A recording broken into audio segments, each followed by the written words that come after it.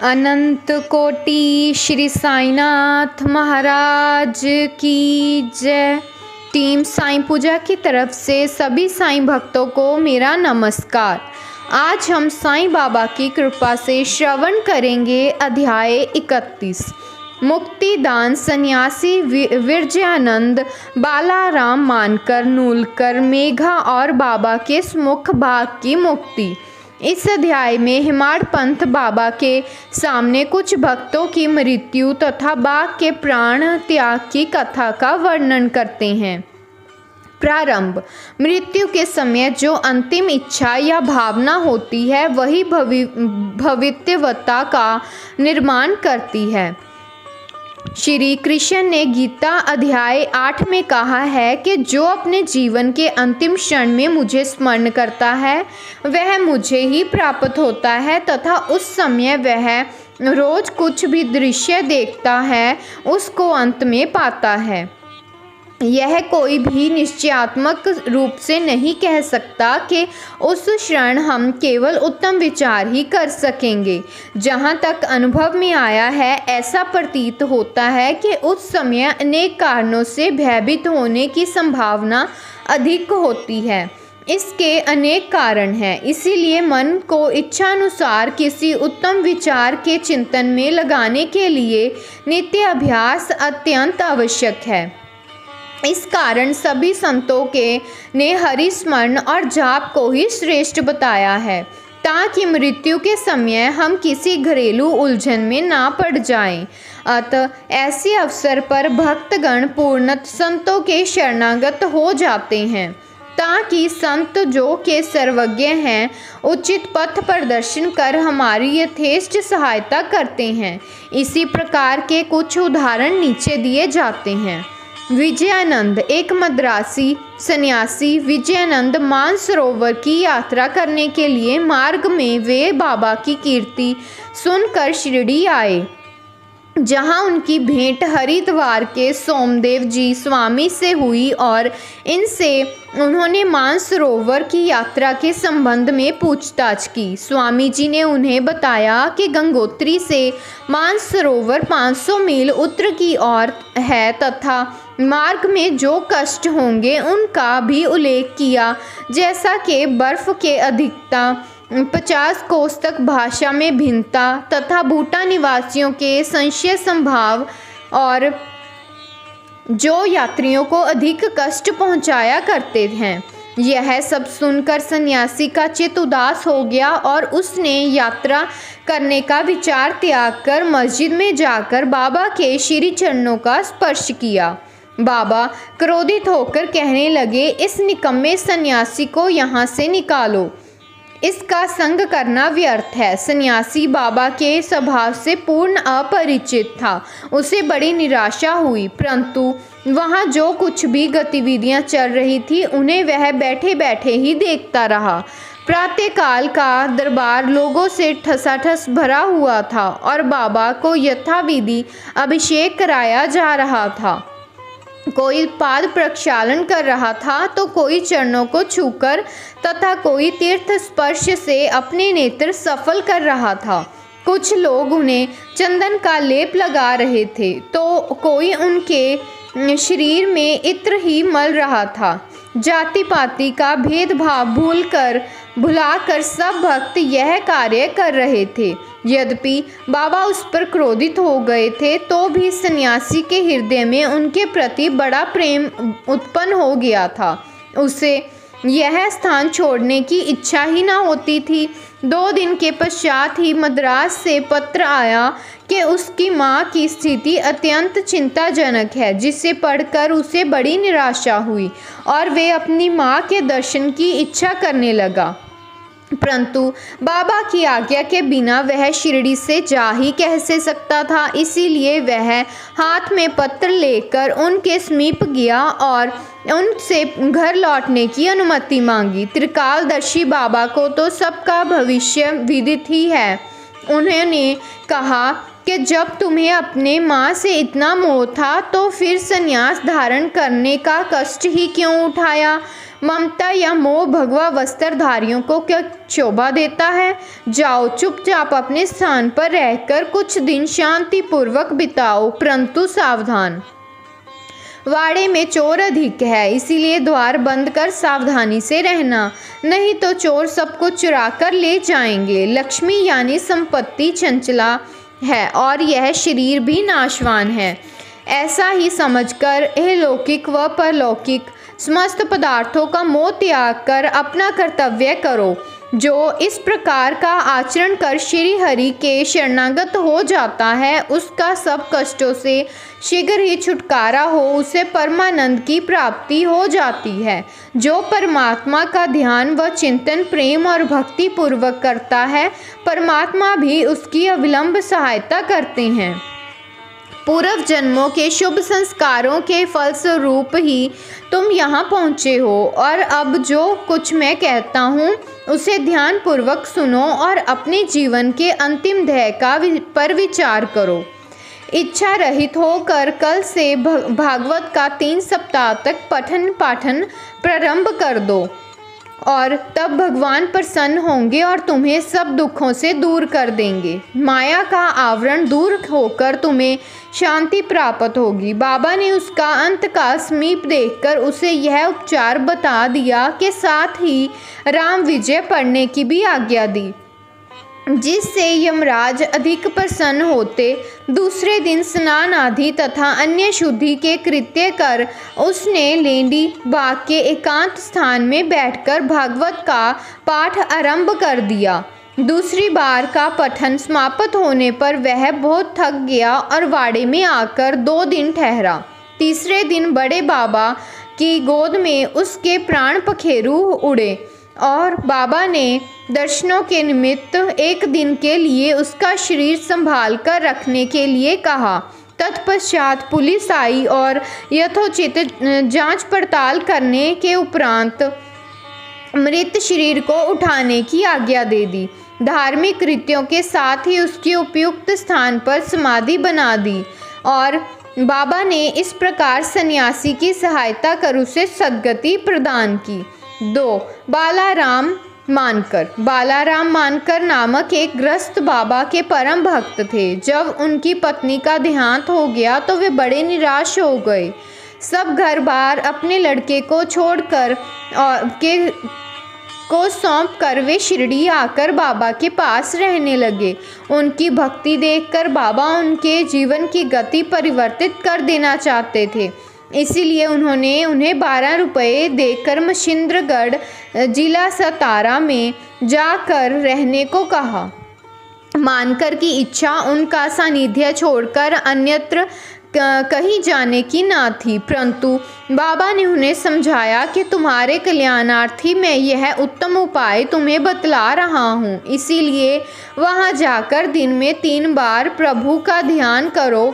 बाबा के शब्दों में विश्वास कर वह मच्छिंद्रगढ़ चला गया और वहाँ के मनोहर दृश्य, शीतल छाया जल और उत्तम पवन और समीपस्थ दृश्यों को देखकर उसके चित्त को बड़ी प्रसन्नता हुई।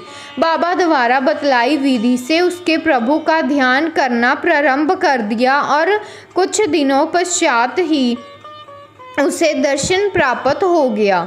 बहुधा भक्तों को समाधि या तुर्य अवस्था में ही दर्शन होते हैं, परंतु मानकर जब तुर्य अवस्था से प्राकृतिक अवस्था में आए तभी उसे दर्शन हुए। दर्शन होने के पश्चात मानकर ने बाबा से अपने को और वहाँ भेजने का कारण पूछा। बाबा ने कहा कि शिरडी में तुम्हारे मन में नाना प्रकार के संकल्प विकल्प उठ रहे थे, इसी कारण मैंने तुम्हें वहाँ भेजा कि तुम्हारे चंचल मन को शांति प्राप्त हो।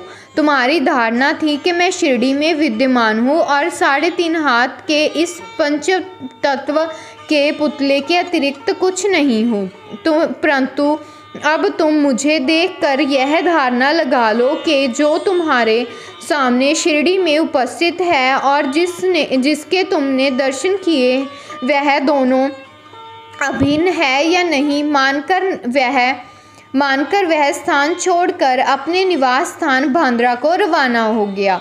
वह पूना से दादर रेल द्वारा जाना चाहता था, परंतु जब वह टिकट घर पहुंचा तो वहां अधिक भीड़ होने के कारण वह टिकट ना खरीद सका। इतने में ही एक देहाती, जिसके कंधे पर एक कंबल पड़ा था तथा शरीर पर केवल एक लंगोटी के अतिरिक्त कुछ भी ना था, वहां आया और मानकर से पूछने लगा कि आप कहाँ जा रहे हैं। मानकर ने उत्तर दिया कि मैं दादर जा रहा हूँ।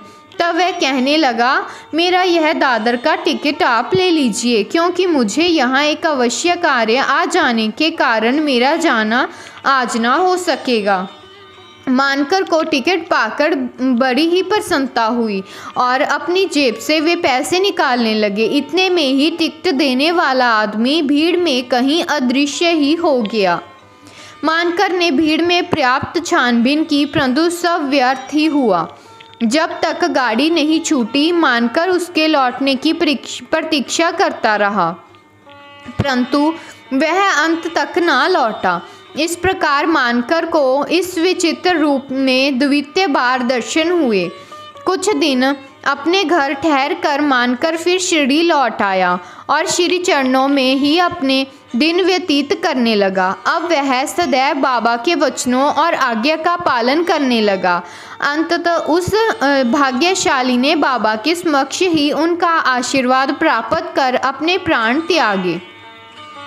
तात्या साहिब नूलकर। हेमाड पंत ने तात्या साहिब नूलकर के संबंध में कोई विवरण नहीं लिखा, केवल इतना ही लिखा है कि उनका देहांत शिरडी में हुआ था और साईं लीला पत्रिका में संक्षिप्त विवरण प्रकाशित हुआ था।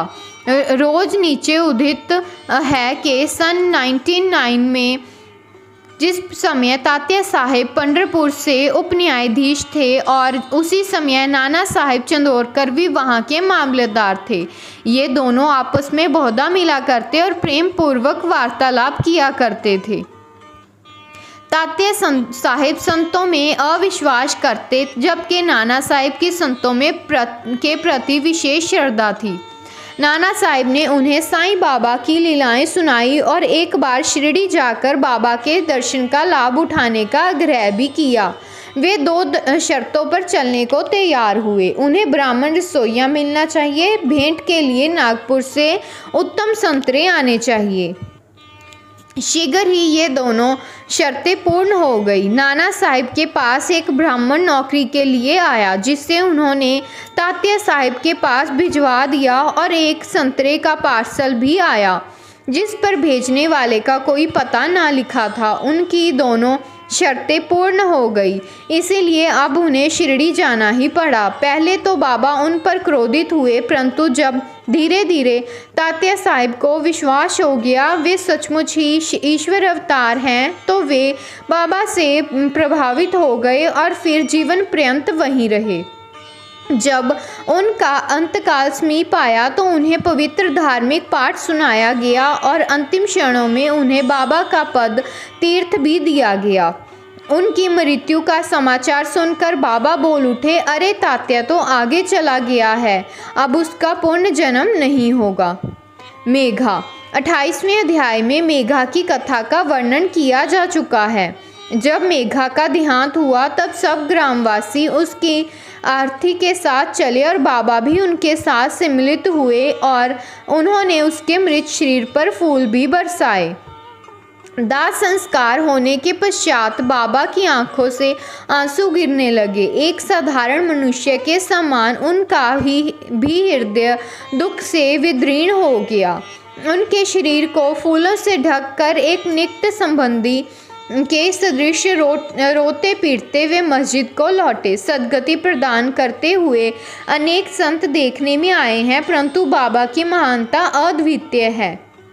यहाँ तक के बाघ सरीखा एक हिंसक पशु भी अपने रक्षा के लिए बाबा की शरण में आया, जिसका वृतांत नीचे लिखा है। बाघ की मुक्ति। बाबा के समाधिस्थ होने के 7 दिन पूर्व शिरडी में एक विचित्र घटना घटी। मस्जिद के सामने एक बैलगाड़ी आकर रुकी, जिस पर एक बाघ जंजीरों से बंधा हुआ था। उसका भयानक मुख गाड़ी के पीछे की ओर था। वह किसी अज्ञात पीड़ा या दर्द से दुखी था। उसके पालक 3 दरवेश थे जो एक गांव से दूसरे गांव में जाकर उसके नित्य प्रति दर्शन करते और इस प्रकार यथेष्ट द्रव्य संचय कर और यही उनके जीविकोपार्जन का एक साधन था। उन्होंने उसकी चिकित्सा के सभी प्रयत्न किए परंतु सब कुछ व्यर्थ ही हुआ। कहीं से बाबा की कीर्ति उनके कानों में पड़ी और वे बाघ को लेकर साईं दरबार में आए। हाथों से जंजीरें पकड़कर उन्होंने बाघ को मस्जिद में के दरवाजे पर खड़ा कर दिया। वे स्वभावत ही भयानक था पर रुग्ण होने के कारण वह बेचैन था। लोग भय और आश्चर्य के साथ उसकी ओर देखने लगे। दरवेश अंदर आए और बाबा को सब हाल बताकर उनकी आज्ञा लेकर वे बाघ को उनके सामने लाए। जैसे ही वे सीढ़ियों के समीप पहुंचा वैसे ही बाबा के तेज पुंज स्वरूप का दर्शन कर एक बार पीछे हट गया और अपनी गर्दन नीचे झुका दी। जब दोनों की दृष्टि आपस में एक हुई तो बाघ सीढ़ी पर चढ़ गया और प्रेम पूर्वक दृष्टि से बाबा की ओर निहारने लगा। उसने अपनी पूंछ हिलाकर 3 बार जमीन पर पटकी और फिर तत्क्षण ही अपने प्राण त्याग दिए। उसे मृत देखकर दरवेशी बड़े निराश और दुखी हुए परंतु तत्पश्चात ही जब उन्हें बोध हुआ कि उन्होंने सोचा कि प्राणी रोगग्रस्त था ही तो उसकी मृत्यु भी स्निग्ध ही थी। चलो उसके लिए अच्छा ही हुआ। बाबा सरीखे महान संत के चरणों में उसे सद्गति प्राप्त हो गई। वे दरवेशियों का ऋणी था और जब वह ऋण चुकता हो गया तब वह स्वतंत्र हो गया और जीवन के अंत में उसे साईं चरणों में सद्गति प्राप्त हुई। जब कोई प्राणी संतों के श्री चरणों पर अपना मस्तक रखकर प्राण त्याग दे तो उसकी मुक्ति हो जाती है। पूर्व जन्मों के शुभ संस्कारों के अभाव में ऐसा सुखद अंत प्राप्त होना कैसे संभव है। श्री सद्गुरु साईनाथम अर्पणमस्तु शुभम भवतु। टीम साईं पूजा की तरफ से अध्याय 31 संपूर्ण हुआ। वापिस हम कल मिलेंगे एक नए अध्याय के साथ। ओम साईं राम, जय साईं राम। अनंत कोटि ब्रह्मांड नायक राजाधिराज योगीराज परब्रह्म श्री सच्चिदानंद सद्गुरु श्री साईनाथ महाराज की जय। ओम साईं राम, जय साईं राम।